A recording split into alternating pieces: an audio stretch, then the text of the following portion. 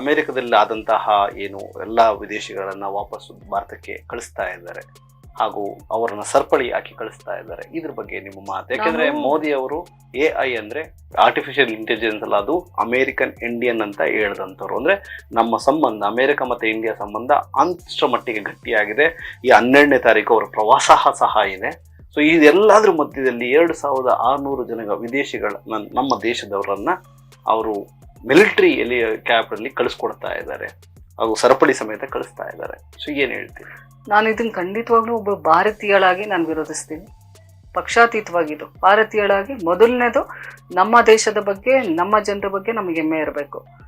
ಇನ್ಯಾವುದೋ ದೇಶದ ಬಗ್ಗೆ ಅಭಿಮಾನ, ಇನ್ಯಾವುದೋ ದೇಶದ ಬಗ್ಗೆ ಒಂದು ಗೌರವಕ್ಕೋಸ್ಕರ ನಮ್ಮ ದೇಶದ ಗೌರವವನ್ನ ನಾವು ಕಳೆಯುವಂಥದ್ದನ್ನ ಮಾಡಬಾರ್ದು.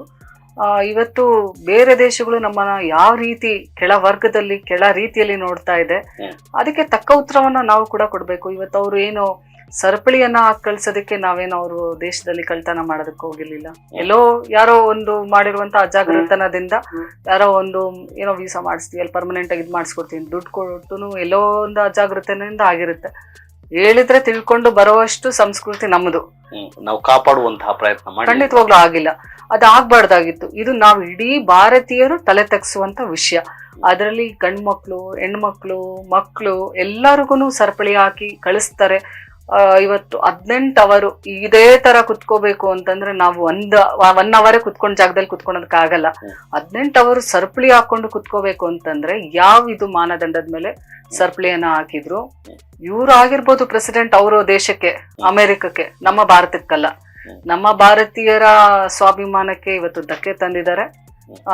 ಇದಕ್ಕೆ ನಾನು ಪ್ರಧಾನಿಗಳಿಗೆ ಮನವಿ ಮಾಡ್ತೀನಿ, ನಿಮ್ಮ ಒಂದು ಏನು ಈ AI ಅಂತೇಳಿ ಏನು ಅಮೆರಿಕ ಇಂಡಿಯಾ ಅಂತ ಏನು ಸ್ಟೇಟ್ಮೆಂಟ್ ಕೊಟ್ಟಿದ್ದೀರಾ, ಖಂಡಿತವಾಗ್ಲೂ ನಾನು ವಿರೋಧಿಸ್ತೀನಿ. ನಮಗೆ ಅವ್ರು ತೋರಿಸಿದಂತ ಇವತ್ತೇನು ತಿರಸ್ಕಾರ ರೂಪ ಇದೆ, ನಮ್ಮನ್ನ ತೀರಾ ಕೆಳವರ್ಗದಾಗಿ ನಮ್ಮನ್ನ ಕಂಡಿದ್ದಾರೆ.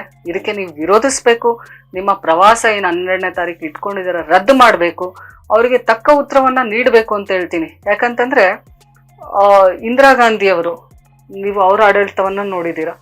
ಅವರು ಎಲ್ಲಾ ದೇಶಗಳಲ್ಲೂ ನಮ್ಮ ಮೇಲೆ ಇವತ್ತು ಪಾಕಿಸ್ತಾನ ಒಂದು ಅಟ್ಯಾಕ್ ಮಾಡ್ತಾ ಇದೆ ಅಂತ ಅಂದಾಗ ಎಮರ್ಜೆನ್ಸಿಯನ್ನ ತಂದ್ರು. ಎಲ್ಲಾ ದೇಶಕ್ಕೂ ಹೋಗಿ ಸೈನಿಕರ ಒಂದು ಸಹಾಯವನ್ನ, ಆರ್ಮಿ ಸಹಾಯವನ್ನ ಕೇಳಿದ್ರು.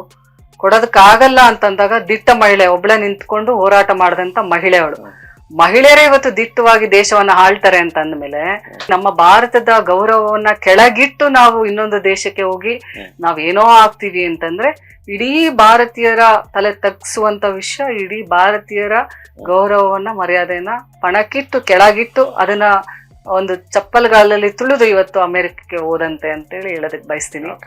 ಆ ಒಂದು ದಿಟ್ಟತನ ಬರ್ಬೇಕು ಪ್ರಧಾನಿಗಳಿಗೆ. ಇವತ್ತು ನಮ್ಮ ದೇಶಕ್ಕೆ ತೋರಿದಂತ ಅಗೌರವವನ್ನ ಅವ್ರ ದೇಶಕ್ಕೆ ನಾವೇನು ಉತ್ತರವನ್ನ ಕೊಡ್ಬೇಕು, ಉತ್ತರ ಕೊಡುವಂತ ಒಂದು ಶಕ್ತಿ ಅವರಲ್ಲಿದೆ. ಕೊಡುವಂತ ಕೆಲ್ಸ ಇವತ್ತು ಇಂದಿರಾ ಗಾಂಧಿ ಅವರ ಅವರ ಒಂದು ಇದನ್ನ ತೆಗೆದು ನೋಡಾದ್ರು ಅದಕ್ಕೆ ಉತ್ತರ ಕೊಡ್ಲಿ ಅಂತೇಳಿ ನಾನು ಹೇಳೋದಕ್ಕೆ ಬಯಸ್ತೀನಿ.